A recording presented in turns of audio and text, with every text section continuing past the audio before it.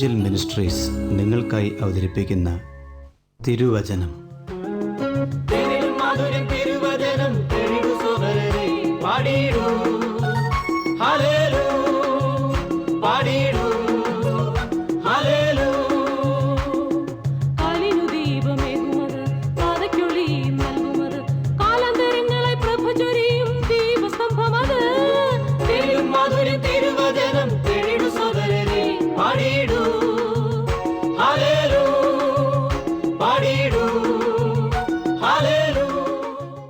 ഇന്ന് നമ്മോട് ദൈവവചനത്തിൽ നിന്ന് സംസാരിക്കുന്നത് Suviseshakan James M Thomas Nedumbassery.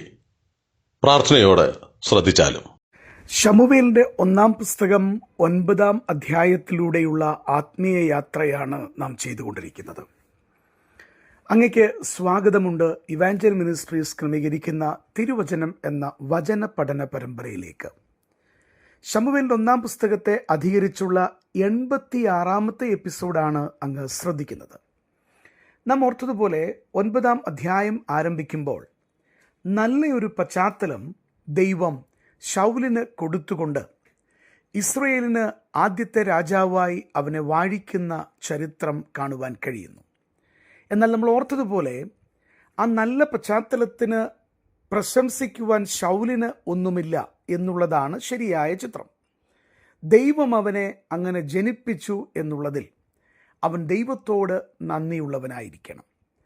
നമ്മുടെ ക്രിസ്തീയ ജീവിതത്തിൽ ദൈവം നമുക്ക് തരുന്ന സകല നന്മകളും അത് നമ്മുടെ കഴിവ് കൊണ്ടല്ല, നമ്മുടെ പ്രത്യേകതകൾ കൊണ്ടല്ല, മറിച്ച് കൃപയുടെ അടിസ്ഥാനത്തിൽ ദൈവനാമത്തിൻ്റെ മഹത്വത്തിനായി ദൈവം അനുവദിച്ചു എന്നുള്ളതാണ് നാം ഓർക്കേണ്ടതും ദൈവത്തെ മഹത്വപ്പെടുത്തേണ്ടതും നമ്മെ തന്നെ കർത്താവിൻ്റെ മുൻപാകെ താഴ്ത്തേണ്ടതുമായ വിഷയം.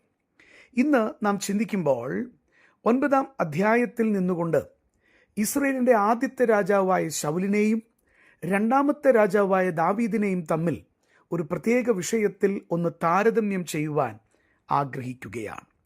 നോക്കുക, ഇവിടെ ശൗലിനെക്കുറിച്ച് പറയുമ്പോൾ വളരെ വ്യക്തമായി 9-ാം അധ്യായത്തിൻ്റെ 2-ാം വാക്യത്തിൽ എഴുതി വച്ചിട്ടുള്ളത് ഒന്ന് ശ്രദ്ധിക്കുവാനായിട്ട് അങ്ങയുടെ ശ്രദ്ധ ഞാൻ വേദപുസ്തകത്തിലേക്ക് ക്ഷണിക്കുകയാണ്.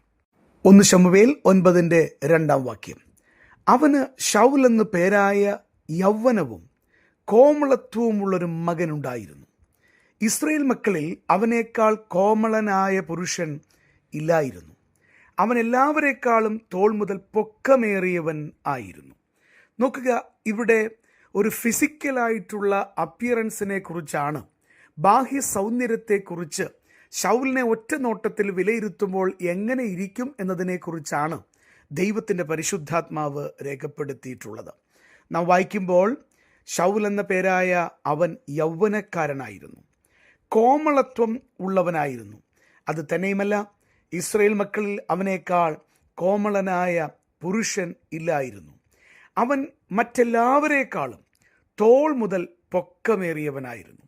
മാനുഷികമായ തലത്തിൽ ചിന്തിക്കുമ്പോൾ വളരെ പ്രശംസനീയമായ ബാഹ്യ സൗന്ദര്യം നമുക്ക് ഇസ്രയേലിൻ്റെ ആദ്യത്തെ രാജാവായ ശൗലിൽ കാണുവാൻ കഴിയുന്നു. അത് നല്ലതല്ല എന്നല്ല, അത് നല്ലത് തന്നെയാണ്.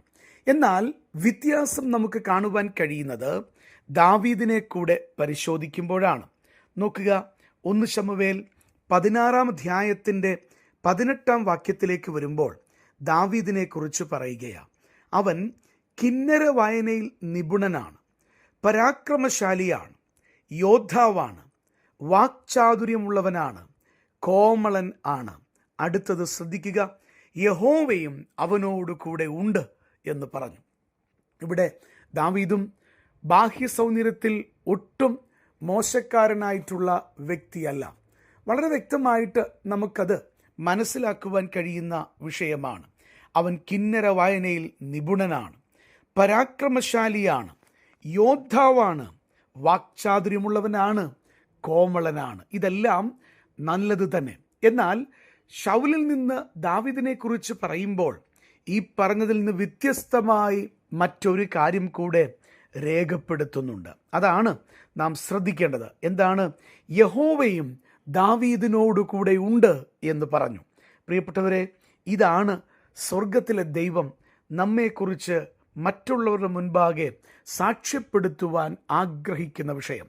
ദൈവം എന്നോട് കൂടെയുണ്ട് എന്ന് പറയാനായിട്ട് നമുക്ക് സാധിക്കണം. മറ്റുള്ളവർക്ക് നമ്മിലുള്ള ദൈവാത്മ സാന്നിധ്യത്തെ മനസ്സിലാക്കുവാനായിട്ട് കഴിയണം. എന്നെ ശ്രദ്ധിക്കുന്ന ഓരോ പ്രിയപ്പെട്ടവരോടും ഞാൻ പറയട്ടെ, നമ്മെക്കുറിച്ച് ബാഹ്യമായ തലങ്ങളിൽ മാത്രമാണ് പ്രതിപാദിക്കപ്പെടുന്നതെങ്കിൽ അതിൻ്റെ പ്രസക്തി കുറവാണ്. എന്നാൽ അതിനപ്പുറത്ത് ആന്തരിക സൗന്ദര്യമായ ദൈവാത്മാവിൻ്റെ സാന്നിധ്യം നമ്മുടെ ജീവിതങ്ങളിൽ ഉണ്ടോ എന്ന് പരിശോധിക്കുവാൻ ഓരോ വ്യക്തിത്വങ്ങൾക്കും കഴിയണം. രക്ഷിക്കപ്പെട്ടവരുള്ളിൽ ദൈവാത്മ സാന്നിധ്യമുണ്ട്. എന്നാൽ ദൈവത്തിൻ്റെ സാന്നിധ്യം ഹൃദയത്തിൽ വഹിക്കുന്ന വിശ്വാസി അവരുടെ ജീവിതത്തിൽ അത് വെളിപ്പെടുത്തത്തക്ക നിലയിൽ ജീവിതത്തെ ക്രമീകരിക്കുന്ന സാക്ഷ്യം പ്രാപിക്കുന്നവരാണോ എന്നുള്ളതാണ് പരിശോധിക്കേണ്ടത്. നാം പുതിയൊരു വർഷത്തിൽ പ്രവേശിച്ചിട്ട് ചില ദിവസങ്ങൾ മാത്രമേ ആയിട്ടുള്ളൂ. എന്നാൽ ഈ കാര്യമൊന്ന് പരിശോധിക്കാൻ സാധിക്കുമോ? എൻ്റെ ജീവിതത്തിലുള്ള ദൈവത്തിൻ്റെ പരിശുദ്ധാത്മാവിൻ്റെ സാന്നിധ്യം, ദൈവം എന്നോടുകൂടെ ഉണ്ട് എന്ന് മറ്റുള്ളവർക്ക് ബോധ്യപ്പെടുത്തുന്ന തരത്തിൽ ശരിയായി ദൈവാത്മാവിന് വിധേയപ്പെടുന്നൊരു ജീവിതം എനിക്കുണ്ടോ എന്ന് പരിശോധിക്കാൻ കഴിയണം. അതേസമയം തന്നെ എന്നെ ശ്രദ്ധിക്കുന്ന എല്ലാവരോടും ഞാൻ ചോദിക്കട്ടെ, അങ്ങയുടെ ജീവിതത്തിൽ ദൈവത്തിൻ്റെ സാന്നിധ്യമുണ്ടോ? അങ്ങ് ദൈവത്തിൻ്റെ പൈതലാണോ? ദൈവം നിന്നോടുകൂടെ ഉണ്ട് എന്ന് പറയത്തക്ക നിലയിൽ നിൻ്റെ ജീവിതത്തിൽ വന്നിട്ടുള്ള എല്ലാ കാര്യങ്ങളും ദൈവത്തിന് സമർപ്പിച്ചിട്ടുണ്ടോ? പാപത്തെ ഏറ്റുപറഞ്ഞ് ക്രൂശിൽ ദൈവപുത്രനായ യേശുക്രിസ്തുവിലൂടെ ഒരുക്കിയ ആത്മരക്ഷ പ്രാപിച്ച വ്യക്തിയാണോ അങ്ങ്? ഒന്ന് ചിന്തിക്കാനായിട്ട് സാധിക്കണം. അങ്ങനെയല്ല എന്നാണ് മറുപടിയെങ്കിൽ ഈ സമയം തന്നെ ജീവിതത്തിലെ പാപങ്ങളെ ദൈവപുത്രനോട് സമ്മതിക്കുക. കാൽവറിയുടെ ക്രൂശിൽ യേശുക്രിസ്തു മരിച്ചത് അങ്ങയുടെ പാപത്തിൻ്റെ പരിഹാരത്തിനാണ് എന്ന് സമ്മതിക്കുക. പാപിയാണെന്ന് സമ്മതിക്കുക മാത്രമല്ല, ജീവിതത്തിലേക്ക് കർത്താവിനോട് അങ്ങ് വരണമേ എന്ന് പറയുക. യേശുവിനെ മാത്രം അങ്ങയുടെ രക്ഷിതാവും കർത്താവും ദൈവവുമായി സ്വീകരിക്കുക. അങ്ങനെയാണെങ്കിൽ അങ്ങയെക്കുറിച്ചും സ്വർഗം ഇങ്ങനെ രേഖപ്പെടുത്തും, ദൈവം അവനോട് കൂടെ ഉണ്ടായിരുന്നു. പ്രിയപ്പെട്ടവരെ, നമ്മുടെ ജീവിതങ്ങളിൽ കർത്താവിൻ്റെ സാന്നിധ്യം വെളിപ്പെടുത്തുവാൻ നമ്മുടെ ജീവിതത്തെ ക്രമീകരിക്കാനായിട്ട് ദൈവം കൃപ നൽകട്ടെ. ദൈവം അങ്ങയെ അനുഗ്രഹിക്കട്ടെ. ഈ സന്ദേശം ശ്രദ്ധിച്ച എല്ലാ പ്രിയപ്പെട്ടവർക്കും കർത്തൃനാമത്തിൽ നന്ദി. ബൈബിൾ കറസ്പോണ്ടൻസ് കോഴ്സിൽ ചേർന്ന് പഠിക്കുവാൻ ആഗ്രഹിക്കുന്നവർ മേൽവിലാസം അയച്ചു തന്നാലും പ്രാർത്ഥനാ വിഷയങ്ങളും അറിയിക്കുമല്ലോ.